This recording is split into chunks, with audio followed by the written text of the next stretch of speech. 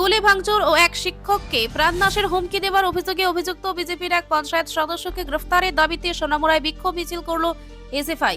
ওই মিছিলকে ঘিরে সোনামুড়া এলাকায় উত্তেজনা ছড়ায়।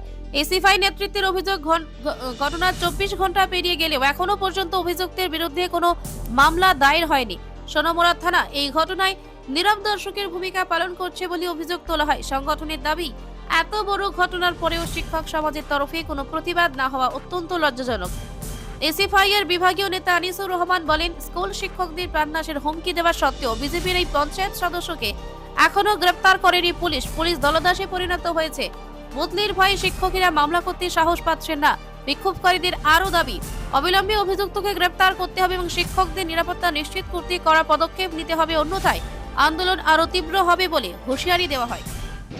আমাদের আজকে এসএফআই সোনামুড়া বিভাগীয় কমিটির উদ্যোগে আপনারা সবাই জানেন, গতকালকে চন্দ্রাবাড়ি জেবি স্কুলে একটা অপ্রীতিকর অপ্রাসঙ্গিক একটা ঘটনা ঘটে যায়।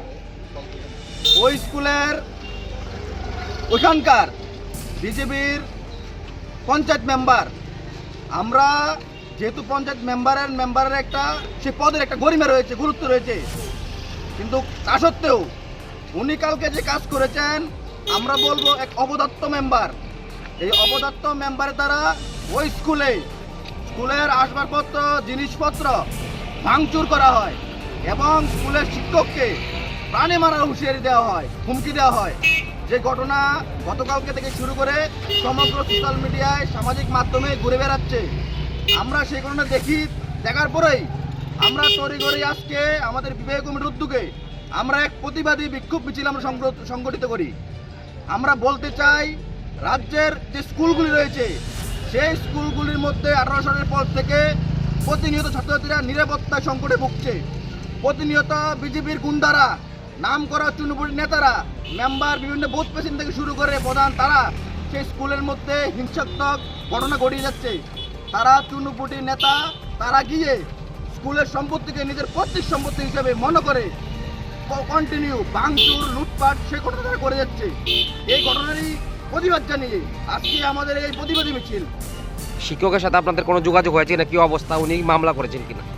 এখন যেটা মামলা, আমরা সবাই জানি যে বর্তমানে এই রাজ্যের মধ্যে প্রশাসনিক ব্যবস্থা নাই বললেই চলে। থানার বড়বাবুরা বিজেপির চুন্নপুরের নেতাদের ইশারায় ওঠা বসা করেন, চলাফেরা করেন। কারণ যেখানে কোনো আক্রমণ, সন্ত্রাস সংগঠিত হয় সেখানে কিন্তু পুলিশ পৌঁছে যায় নিরাপত্তা দেওয়ার জন্য, সেই জিনিসটাকে আইনের আওতায় এনে বিচারের মাধ্যমে সেই জিনিসটাকে সমাধান করার জন্য। কিন্তু গতকালকে ঘটনা ঘটার পরে সামাজিক মাধ্যমে সেই জিনিসটা ভাইরাল, কিন্তু পুলিশ কোনো কাউকে এখনো পর্যন্ত গ্রেপ্তার করেনি। এই ঘটনার সাথে যারাই যুক্ত তাদেরকে অতি সত্ত্বর গ্রেপ্তার করতে হবে। এবং আমরা এসএফআই ভারত ছাত্র পরিষদ বলতে চাই, আপনারা সবাই জানেন গতকালকে এখানে টাউন হলে সোনামুড়ার মধ্যে এখানে উচ্চ শিক্ষামন্ত্রী কৃষি বর্মন এসেছিলেন। উনি এখানে ভাষণের মধ্যে বলছিলেন যে এখন ত্রিপুরা রাজ্যের মধ্যে সুশৃঙ্খল স্কুলগুলির মধ্যে, কলেজগুলির মধ্যে শান্তিপূর্ণ, ভ্রাতৃত্বপূর্ণ বিরাজমান করছে, সিস্টেম বিরাজমান করছে। কিন্তু তার কথা বলার সাথে সাথেই ওইখানে চন্দ্রাবাড়ি স্কুলের মধ্যে বিজেপি মেম্বার দ্বারা আক্রমণ সংঘটিত করা হলো। কিন্তু আমরা বলতে চাই, শুধু চন্দ্রবাড়ি স্কুল নয়, রাজ্যের মধ্যে প্রত্যেকটা জায়গাতে, প্রত্যেকটা স্কুলের মধ্যে, প্রত্যেকটা কলেজের মধ্যে প্রতিনিয়ত এই বিজেপির নাম করা চুনপটি নেতারা, অপদার্থ নেতারা, তারা সংগঠিত আক্রমণ তারা গণিয়ে আনছে। তারা প্রতিনিয়ত ছাত্রছাত্রীদেরকে আক্রমণ করছে, তাদের যে পড়ার যে সিস্টেম, তার পড়ার যে পরিবেশ, সেটাকে তারা বিনষ্ট করার চেষ্টা করছে। এখন আমাদের সোনামুড়া থানার যে পুলিশ রয়েছেন, ওনারা এই বিষয়ে কোনো প্রতিক্রিয়া দেখাননি।